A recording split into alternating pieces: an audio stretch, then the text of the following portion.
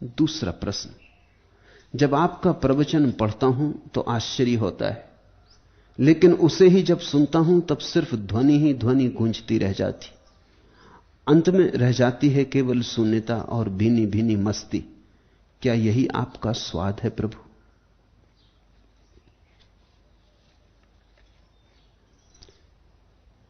निश्चित ही तुम्हारी बुद्धि को समझाने को मैं कुछ भी नहीं कह रहा हूं। यहां मेरा प्रयास तुम्हारी बुद्धि को राजी करने के लिए नहीं।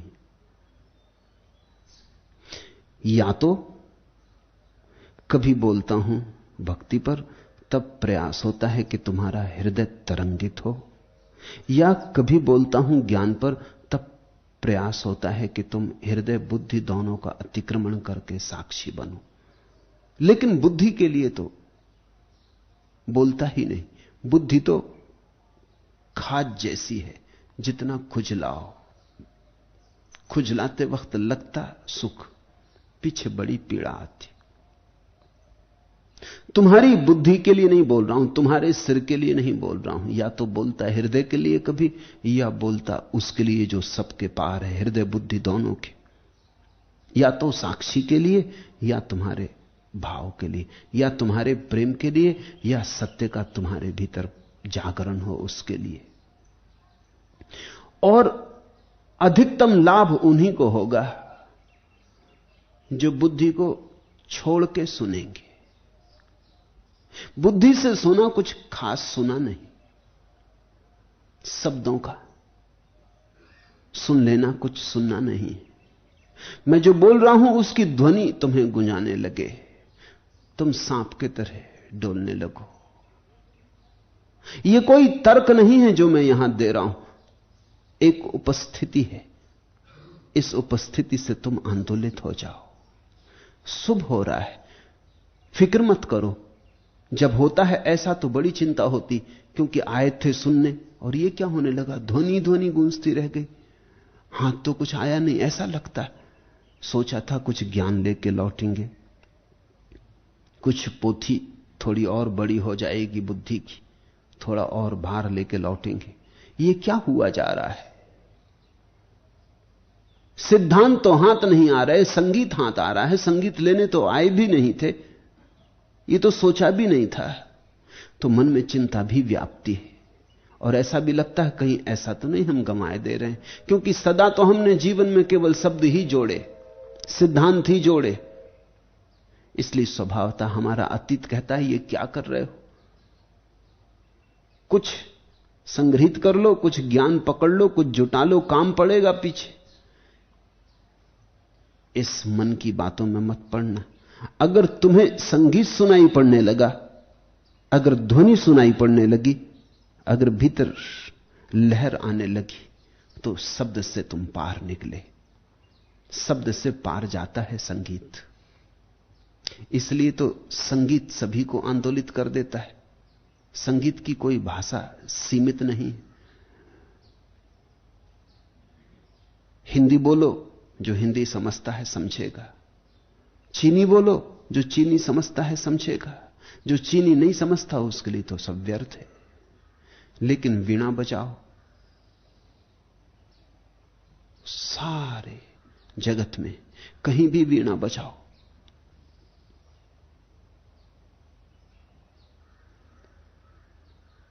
स्विट्जरलैंड में एक विश्व कवि सम्मेलन था।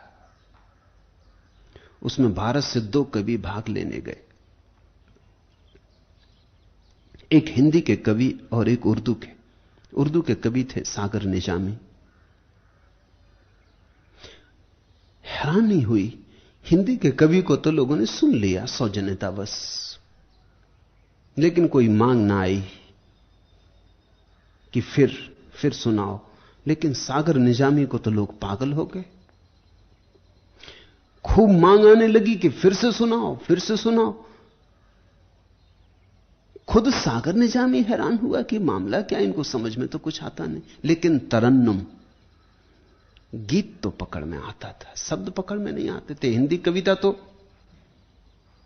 आधुनिक कविता थी, उसमें ना कोई तुक, ना कोई छंद, ना कोई लयबद्धता। सुन ली, अगर भाषा समझ में आती तो शायद कुछ समझ में भी आ जाता, भाषा समझ में नहीं आती तो फिर तो कुछ बचा नहीं। 6 घंटे तक सागर निजामी को लोगों ने बार बार सुना, थका डाला, मगर सागर निजामी चकित। पीछे पूछा लोगों से कि बात क्या है, तुम्हारी समझ में तो कुछ आता नहीं। उन्होंने कहा समझ का कोई सवाल भी नहीं, वो जो तुम गाते हो, वो जो धुन है वो पकड़ लेती, वो हृदय को मथ जाती।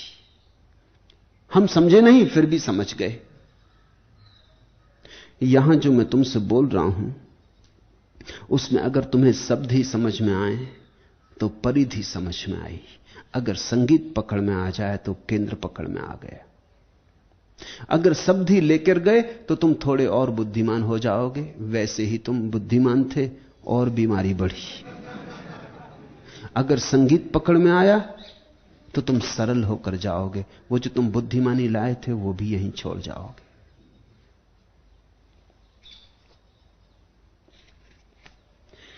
मैं भरा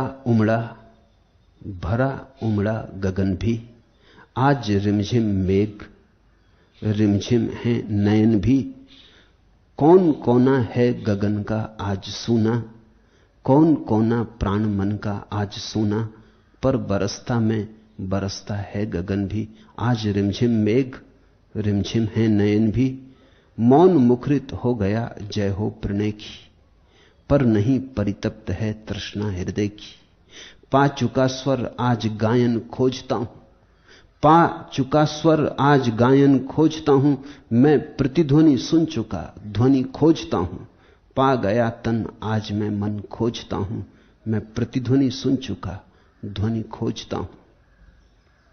जो शब्द हैं वे तो तन की भांति हैं, देह की भांति। उनके भीतर छिपा हुआ जो रस है वह शब्दों की आत्मा है।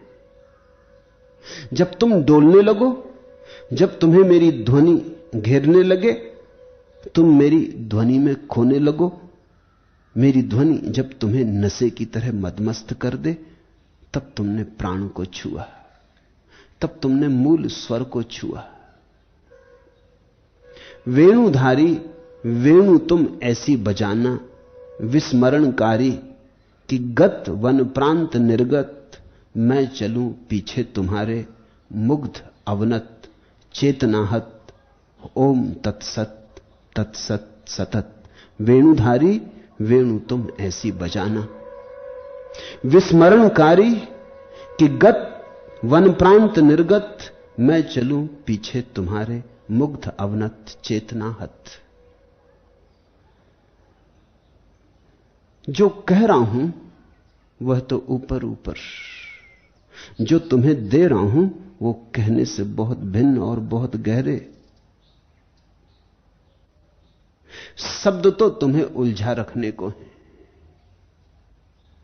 ताकि तुम शब्दों में उलझे रहो और मैं तुम्हारे हृदय के पात्र को भर दूं ओम तत्सत से। शब्द तो तर्कजाल है, जीवन के द्वार वहां से नहीं खुलते। वस्तुतः तर्क के कारण ही बहुत लोग भटके रह जाते। सुनो मेरे शब्दों को, पर जरा गहरे झांकना, सतह पर ही मत अटके रहना। सतह पर तरंगे, तुम जरा गहरे उतरना, डुबकी लगाना। अगर तुमने मेरे शब्दों में डुबकी लगाई तो तुम शून्य का रस पाओगे, वही उनकी ध्वनि। और यह तुम्हारे बस में नहीं है कि तुम इसे जबरदस्ती कर लो। यह सहज होता है तो ही होता है, होता है तो ही होता है। तो जिसने पूछा है उसे हो रहा है। आनंद तीर्थ का प्रश्न है। तो अब इसकी आकांक्षा मत करने लगना, अन्यथा अड़चन पड़ जाएगी। अब ऐसा मत करना कि कल तुम बिल्कुल जम के बैठ जाओ कि आज और हो और गहरा हो, तो चूक जाओगे। ये तो हो ही रहा है, तुम इसमें बीच में मत आना।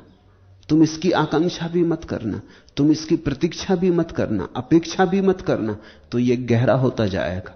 अगर तुमने इसकी अपेक्षा की और तुम प्रतीक्षा करने लगे तो बुद्धि आ गई, हिसाब आ गया, अड़चन आ गई। फिर तुम अचानक पाओगे कि अब वह बात नहीं घटती, तुम्हारे घटाए घटती ही नहीं थी। यह प्रश्न तो 3-4 दिन पुराना है, मैं उत्तर नहीं दिया था, जान के रोक रखा था कि होने दो कुछ देर और, रस और थोड़ा प्रगाढ़ हो जाने दो, क्योंकि कहीं ऐसा ना हो कि मेरे कहने से तुम्हारे भीतर वासना जग जाए कि तो ठीक अब और हो। जहां और आया मन आया, जहां मांग आई मन आया, और जहां मांग आई वहीं तुम भिखमंगे हुए, वहीं भिखारी हुए, वहीं दीन दुर्बल। होते हैं क्षण जो देश काल मुक्त हो जाते हैं, होते हैं, पर ऐसे क्षण हम कब दोहराते हैं, या क्या हम लाते हैं? उनका होना, जीना, भोगा जाना है स्वैर सिद्ध, सब स्वतः पूर्त, हम इसीलिए तो गाते।